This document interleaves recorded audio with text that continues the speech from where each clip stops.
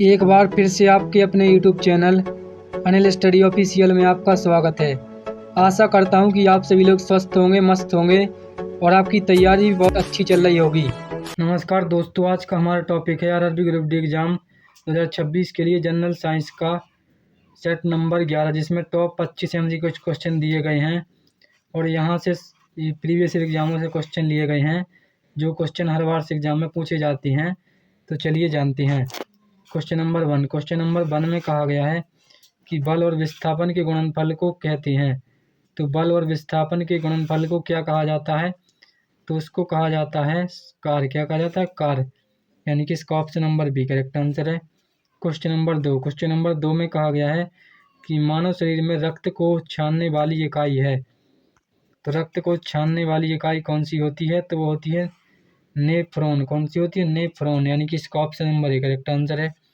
Question number 3। Question number 3 में कहा गया है कि कैल्शियम कार्बोनेट का सूत्र है। तो कैल्शियम कार्बोनेट का सूत्र क्या होता है? तो वो होता है CaCO3। यानी कि इसका option number A correct answer है। Question number 4। क्वेश्चन नंबर 4 में कहा गया है कि ध्वनि की चाल किस में सबसे अधिक होती है? तो ध्वनि की चाल जो होती है वो सबसे अधिक ठोस में होती है। किस में होती है? ठोस में। यानी कि इसका option number C correct answer है। इसके बाद अगला क्वेश्चन है क्वेश्चन नंबर 5। क्वेश्चन नंबर 5 में कहा गया है कि विटामिन ए का अच्छा स्रोत है। तो विटामिन ए का अच्छा स्रोत क्या होता है? तो वो होता है गाजर। कौन सा होता है? गाजर। यानी कि इसका ऑप्शन नंबर ही करेक्ट आंसर है। Question number 6। क्वेश्चन नंबर 6 में कहा गया है कि विद्युत धारा का रासायनिक प्रभाव किस में उपयोग होता है? तो विद्युत धारा का जो रासायनिक प्रभाव होता है किस में उपयोग होता है? तो होता है विद्युत अपघटन में। किस में होता है? विद्युत अपघटन में। यानी कि इसका option number A correct answer है। Question number 7। क्वेश्चन नंबर 7 में कहा गया है कि पृथ्वी के केंद्र पर गुरुत्वीय त्वरण जो होता है वह कैसा होता है? तो वह जो होता है वो लगभग शून्य होता है। कैसा होता है? लगभग शून्य होता है। यानी कि इसका option number B correct answer है।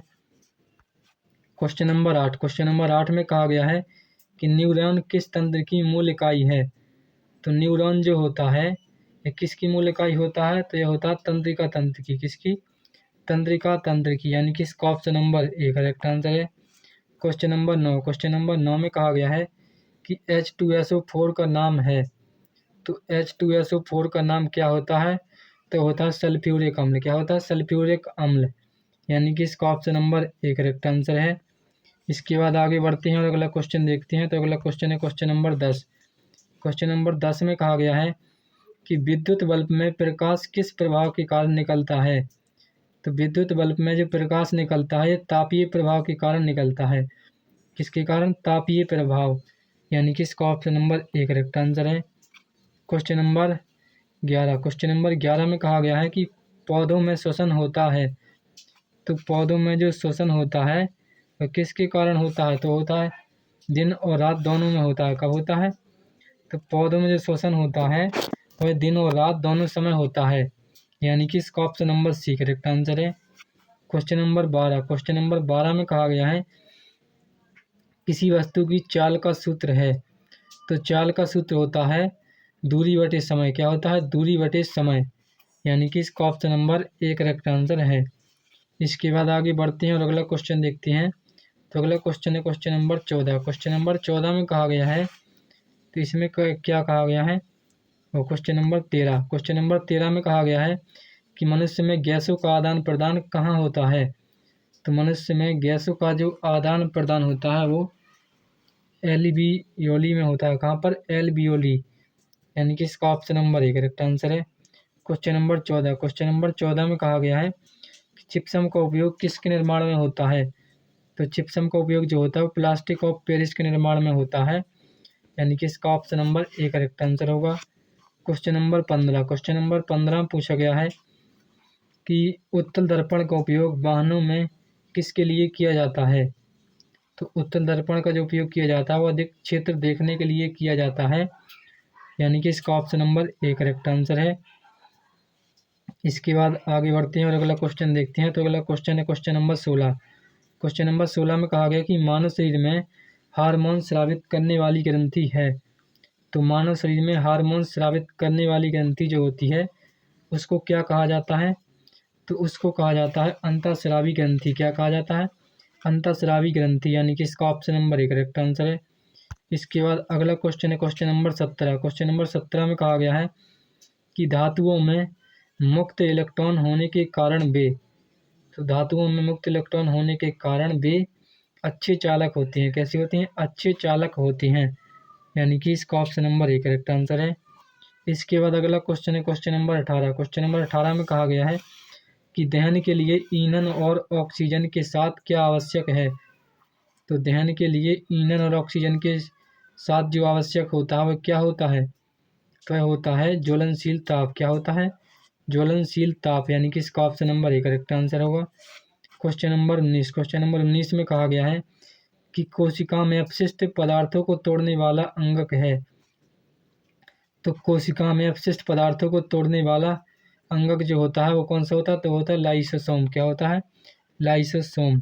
इसके बाद अगला क्वेश्चन है क्वेश्चन नंबर 20। क्वेश्चन नंबर 20 में कहा गया है कि पानी की कठोरता मुख्यतः किसके लवणों से होती है? तो पानी की जो कठोरता होती है वो कैल्शियम और मैग्नीशियम के लवणों के कारण होती है। इसके बाद अगला क्वेश्चन है क्वेश्चन नंबर 21। क्वेश्चन नंबर 21 में कहा गया कि ऊर्जा संरक्षण का नियम किस क्षेत्र का मूल नियम है? तो ऊर्जा संरक्षण का जो नियम होता है यह किस क्षेत्र का मूल नियम होता है? तो यह जो होता है भौतिकी का होता है। किसका होता है? भौतिकी, यानी कि इसका ऑप्शन नंबर 1 करेक्ट आंसर है। इसके बाद अगला क्वेश्चन है क्वेश्चन नंबर 22। क्वेश्चन नंबर 22 में कहा गया है कि मानव शरीर में पसीना किस अंग से निकलता है?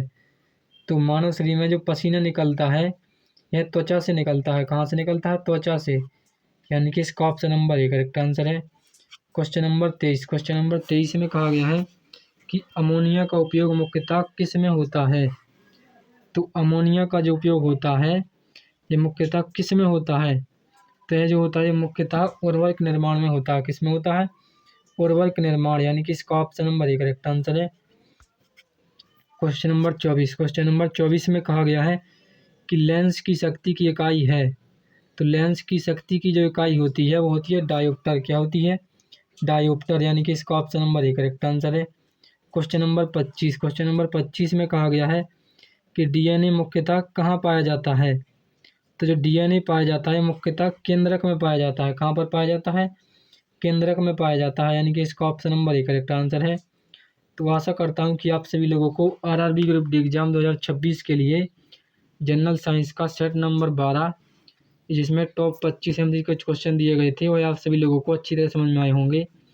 इसी प्रकार की बेस्ट एजुकेशनल वीडियो के लिए हमारे चैनल को सब्सक्राइब करें। वीडियो पसंद आया हो तो वीडियो को लाइक शेयर कमेंट करें। तब तक के लिए धन्यवाद। मिलते हैं नेक्स्ट वीडियो में।